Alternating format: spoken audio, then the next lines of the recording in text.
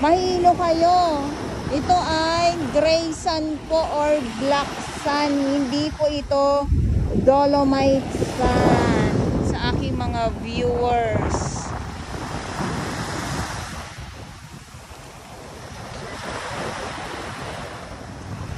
Wala tayong makita dito kundi itong hampas ng alon at makulimlim, madilim, umaambon-ambon dahil nga po ay masama ang panahon or may bagyo. Ayan. So, ito yung update natin. Ayan na. Bumabagsak na naman ang ulan.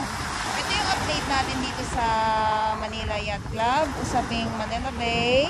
Siyempre, nandito pa din po sa araw-araw yung ating mga warriors na walang sawang maglinis, umulan, uminit, bumagyo. Ang ating DPS Mandaragat, dito po yan sila sa Manila Yacht Club. Ang ating Estero Rangers ng DENR, MMDA.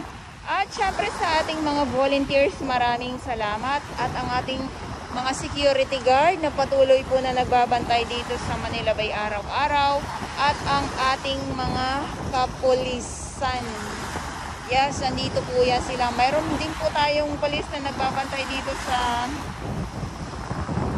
may Yacht Club security guard. Ulit-ulitin ko dahil sila yung nandito talaga na nagbabantay doon sa Dolomite Sand. Ganon din po. Yes, ito yung sitwasyon dito sa Yacht Club. Sa aking mga viewers, ulitin ko lang din po, lalong-lalo na po sa mga baguhan. Wala pong tinambak na buhangin dito. Buhangin or dolomite sand, sorry naman. Walang tinambak na dolomite sand dito, kundi itong gray sand or black sand lang po ang meron. Yung una nga, ang plano is lalagyan pa din po itong dolomite sand. Kaya nga na, hanggang ngayon tayo ay nag-aantay din po kung magkakaroon ba talaga ng dolomite sand dito sa Yacht Club. Mini dolomite sand para sa mga kids. Kaya lang, ilang taon na din po ayan o.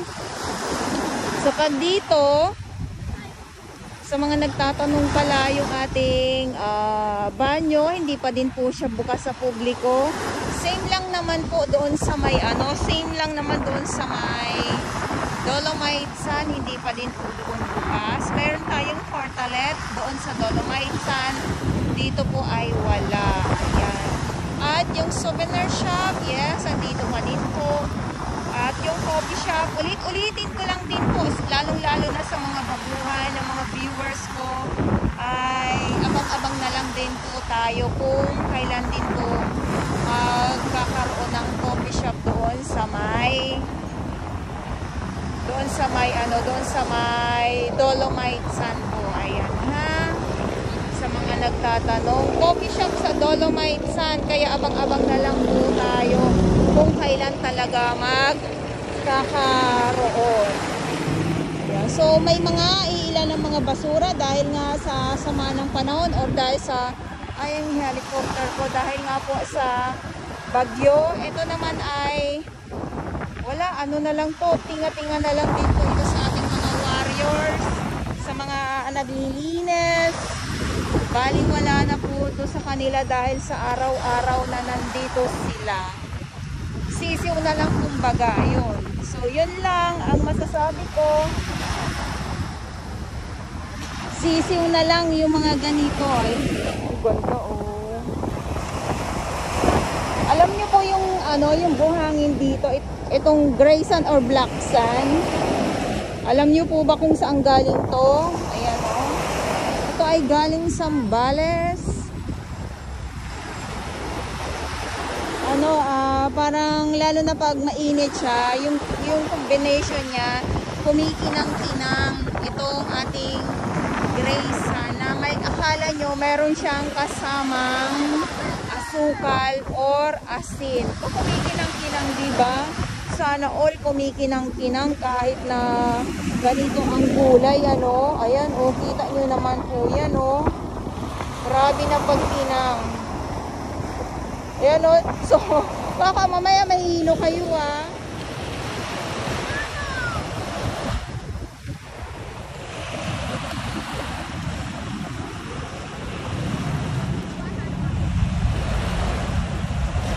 Ayun lang. So ito lang yung ating maipapakita sa inyo.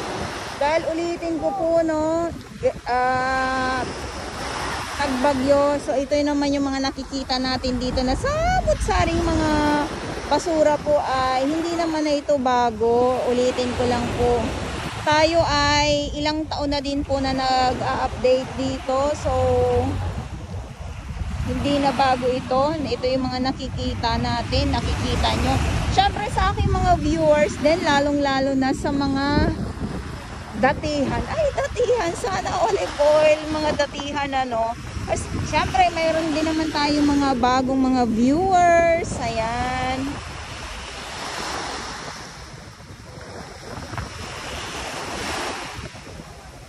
Ito naman yung mga basura na nakikita natin dito ay ano na lang ito, mabilis lang din naman po ito mahakot ng ating mga naglilinis. Kaya lagi ko pong binabanggit yan. Saludo po ako sa ating mga naglilinis talaga dito. So hindi lang dito sa Manila Bay or dito mismo sa Dolomite Sun. Ang lawak ng ng Manila Bay hanggang Bataan po. Dito sa May Ross Boulevard. So, mayroon pong mga naglilinis sa bawat lugar. Halimbawa, dito sa Parañaque, mayroon mga Bakawan Rangers. Ayan. So, dito sa may Cavite, mayroon din. Doon sa may Nabotas, mayroon din po. Sa Paseco, yes, mayroon din pong mga naglilinis dyan. Ayan, andyan yung ating DPS Paseco Beach Warrior. So, sa bawat lugar po or sa bawat warriors may mga pangalan po or may mga tawag po yan dyan sa kanila. So, katulad na lang dito sa ating Manila Bay ay meron tayong Estero Rangers ng DENR, meron tayong MMDA, meron tayong DTS Mandaragat. Ayan, inuulit-ulit ko na lang po araw-araw. Para syempre sa inyo din, ng mga viewers ko at sa mga bago din, ng mga viewers ko po. Kasi araw-araw po may bago tayong mga viewers. At yung mga nandyan talaga na nakatuto dito sa ating update sa Manila Bay. So maraming salamat po sa inyo kasi alam nyo po yan talaga na talagang yung mga pinapakita ko po sa inyo hindi lang yung sa tuwing malinis lang ang ating Dolomite Sun. Syempre pag nagbagyo andito din po tayo. Kaya yun yung lagi ko sinasabi sa inyo na patas lang din po ang dapat na ipakita ko sa inyo. Ayan. Wala po tayong itago sa ating pag-update. Ayan. So, more on, maraming mga kahoy ngayon. Yung mga kahoy na yan, pwedeng mga panggatong yan. Yung mga ganyan. Tapos yung mga plastic. Ayan. So, kinakalakal din po yan. Ang dami ko nang nabanggit. Ang dami ko nang nasabi. Malayang malaya yung ibon na lumilipad. Solong-solo niya ang kalangitan.